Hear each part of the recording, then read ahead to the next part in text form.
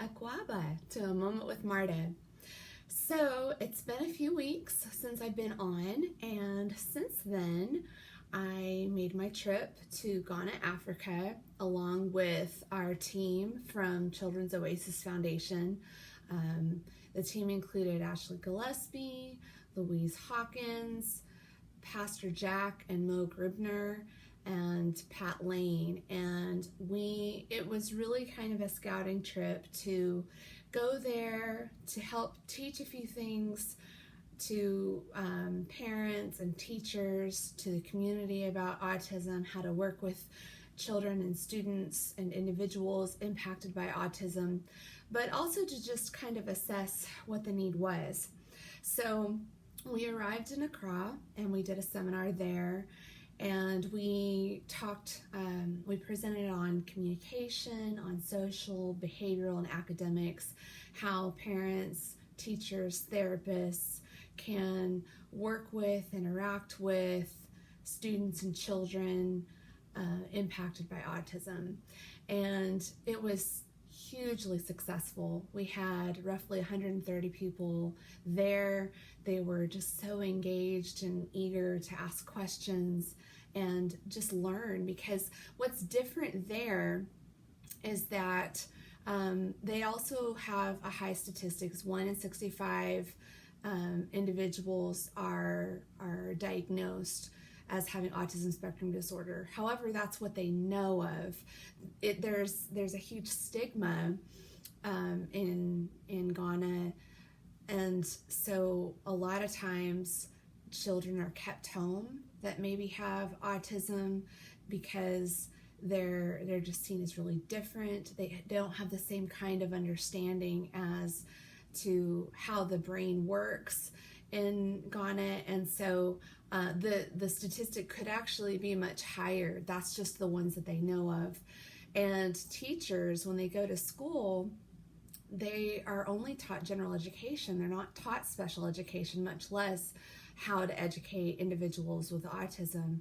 And so people were just so eager to learn at the seminar, and it was so fruitful and successful. We were able to leave them with some resources, things that would help them with communication, like using the picture exchange communication system, the PECS. We left them with lots of different icons. We showed them just sequencing and transitioning strips, for example, like the steps you take to go to the bathroom, teaching them to use visuals, things for daily schedules, things like that they're just not aware of. And they were just so thankful and appreciative and just hungry to learn more. And we had enough for 100 people. And then I have created a folder with a link that has all of that information for the ones that were able to receive a hard copy. It was really amazing. We then flew from Accra to Takoradi, and we stayed at a lodge there, and then we traveled to Sekondi, to the Twin City Special School. And this school is the special needs school for children in all the western and northern region of Ghana. So this is the only school to service all of these students. And the students that are there number 150, and they range from age 5 to around 15 or so. They have just varying degrees of need. Some of them are completely nonverbal. Roughly 30 have autism. Only 1 is actually officially diagnosed. So what we did was we went and tried to observe the different classrooms and assess who we thought would benefit from an autism center.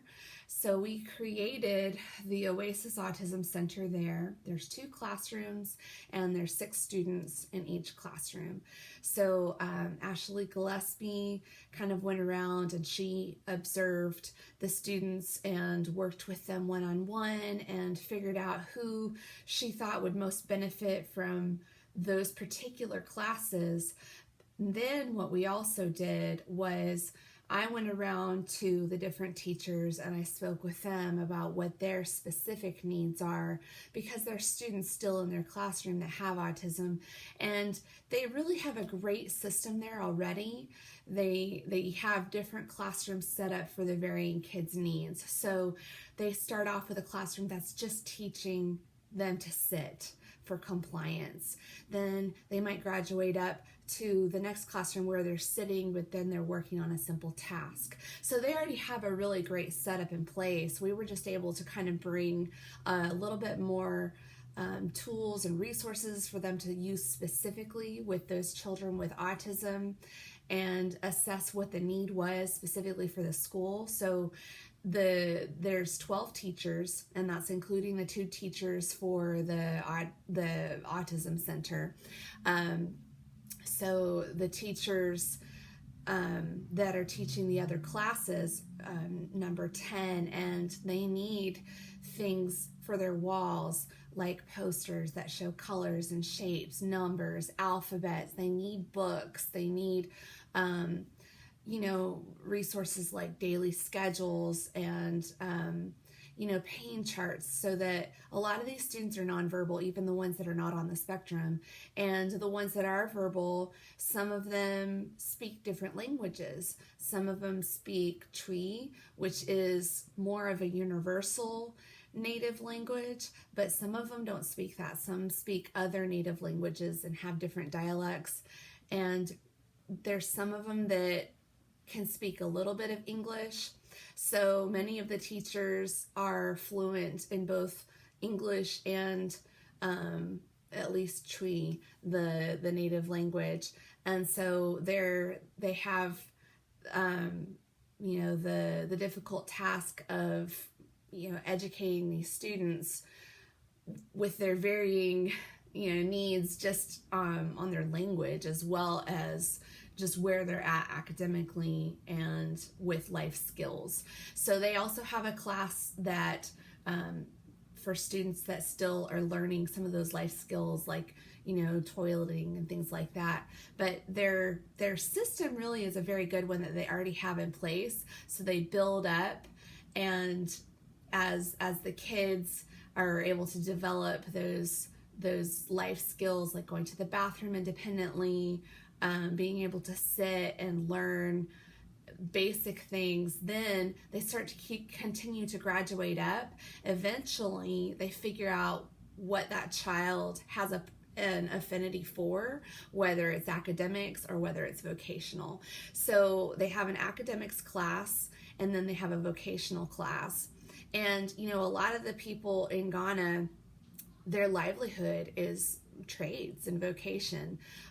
This, for example, I purchased this from the students in the vocational class, and this is one of the things that they do. They learn beadwork, they learn beading, and they made just beautiful things, necklaces and earrings and bracelets. They also braided doormats. They were learning some sewing. They have equipment to teach them to learn how to do hair.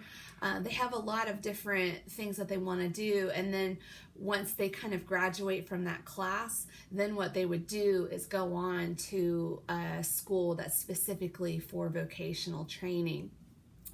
So that's the goal, is to get these kids out in the community having a vocation where they can earn a living and then they can function in society. So they already have a really good system in place. They really just needed some support on how to reach these kids with autism. So we were able to do a seminar there as well and work with the teachers of that school. All of them were present. The school also invited 2 other schools. One was a school for the deaf as well, and they also have students with autism. They have one student in particular that is blind as well as deaf, and so they were asking some questions about how we can reach students like that. So it was really an amazing experience presenting there. Ashley and I both presented the same information, just kind of modified that we had presented in Accra. And what was really neat was we spoke English. I would speak, for example, and then one of the teachers would translate it to Twi, because some of the teachers that attended didn't speak English. And then there was a sign interpreter from the school for the deaf. And so what really struck me in that moment, it was really incredible. We kind of had to slow things down a little bit to allow for the interpretation. We Americans tend to speak really fast, and so to kind of break it down and keep it simplistic, it struck me. I mean, autism is just universal. It encompasses anybody, any culture, any race, any ethnicity, any socioeconomic background, any gender. It's universal, and everybody needs resources and support. And with this school, I mean, they don't have playground equipment. They have, nothing on their walls. They don't have, access to things like copiers and laminators and things like that we have access to here in America. So that's the kind of thing that Children's Oasis Foundation is going to do. We're going to support them by supplying them with some curriculum and just mail a box every 2 or 3 months that allows them to specifically work with the kids that are in the Oasis Autism Center. But we also want to send things just for these teachers that can support what they're doing in their classroom as well, for these students that also have autism in there. So that way they can learn those skills of being able to sit and comply, and then eventually move into the autism center once they're ready. And so it was really an incredible experience. Those kids were precious. They were so attention deprived. It's a boarding school, and these parents are giving their children their best chance by sending them to this school where they can learn the things that they're just not able to learn in public education. And this school is funded by the government, but there's 150 students, 30 specifically with autism, and there's only 12 teachers. There's only so many staff members that stay on at the dormitory.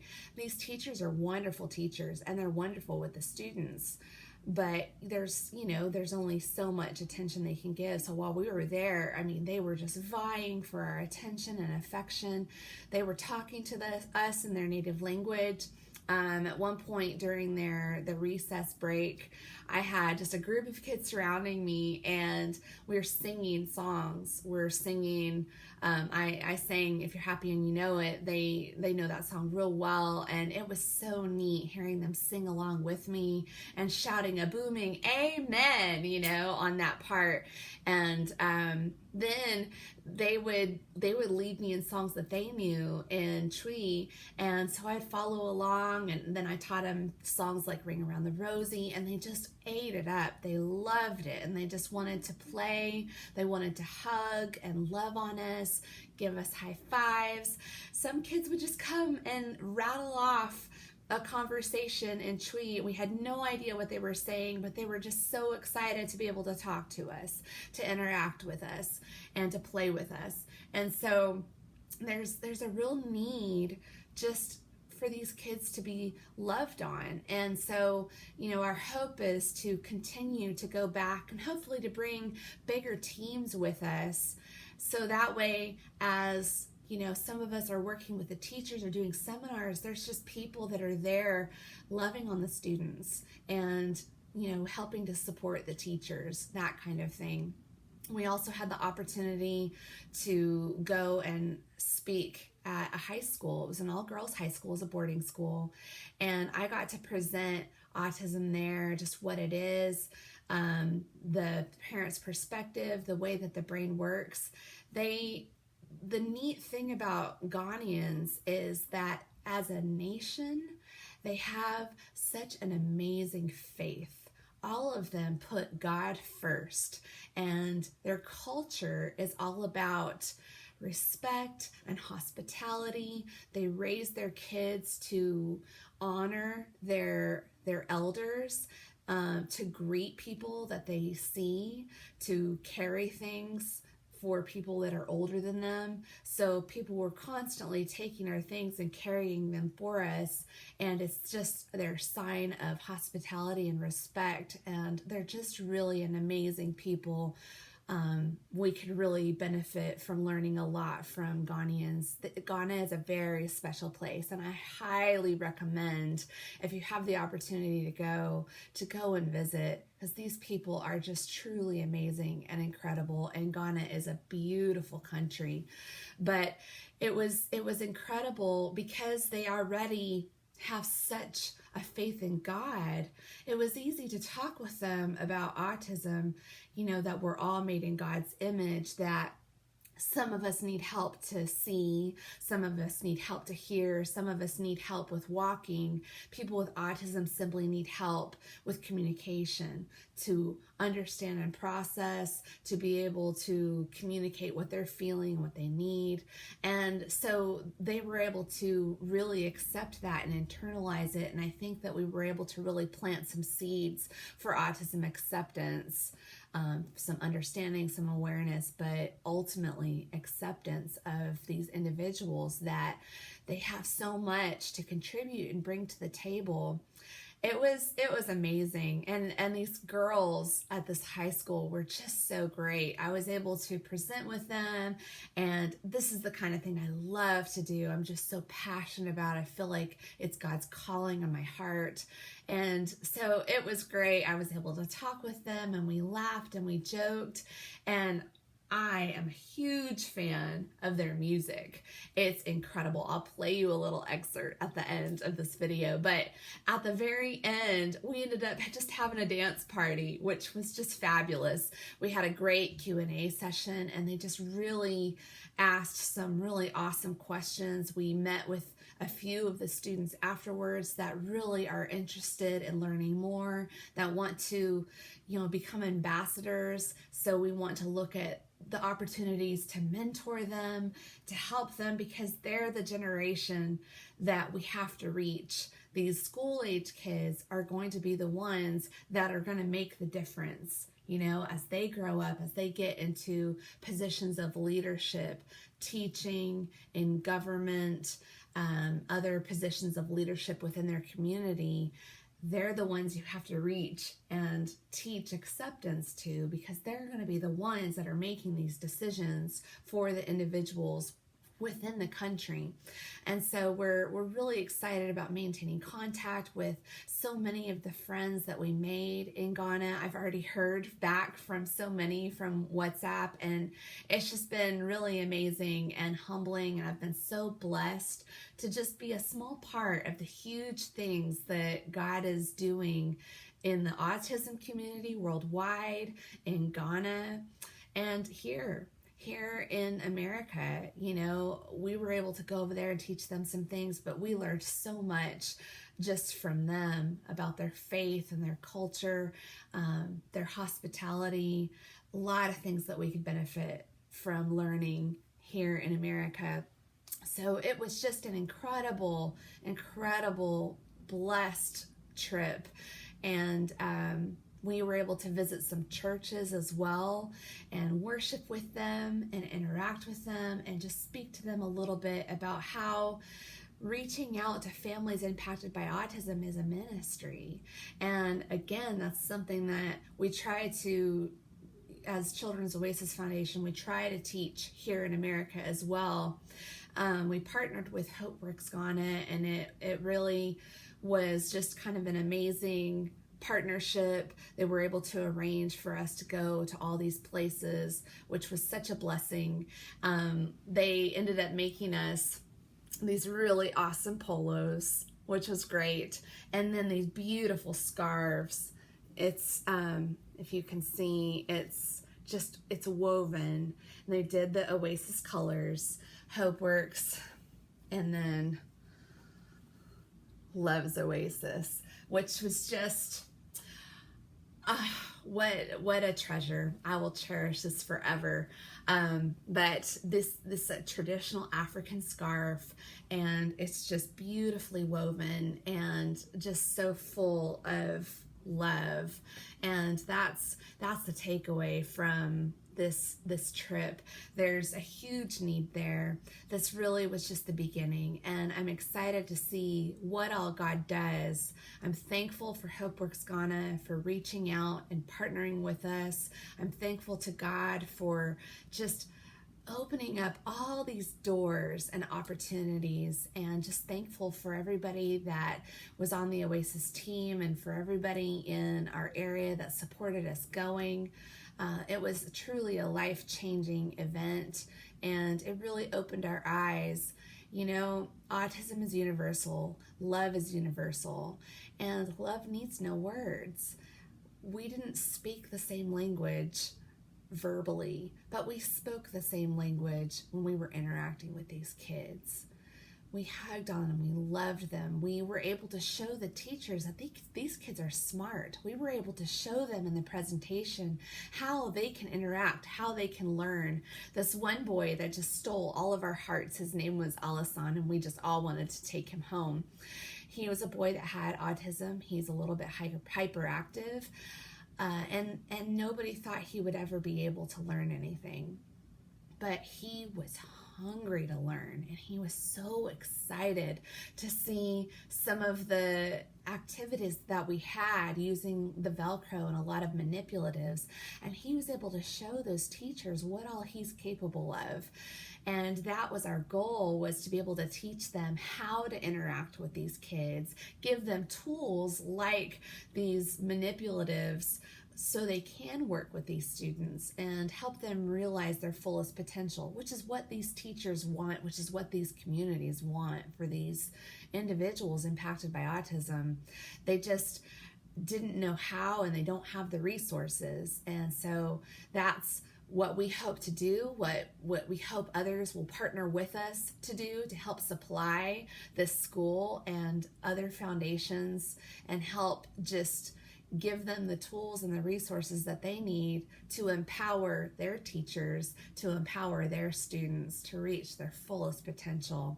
So we were just so humbled and blessed to be able to travel to Ghana, specifically to Accra, Takoradi, and Sekondi, and to be able to minister to these parents, these families, these teachers, these community members, and especially these students.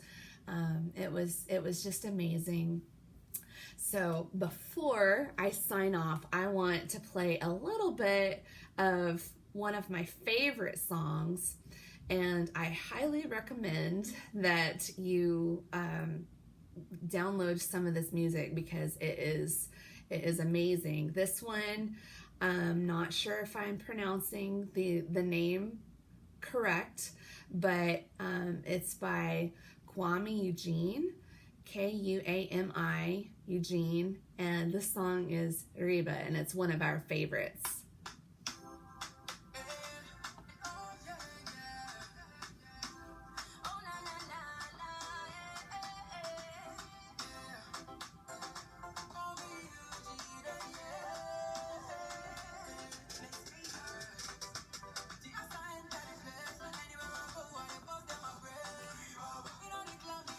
My daughter and I love this song, and I just couldn't help but dance everywhere I went when I heard their music.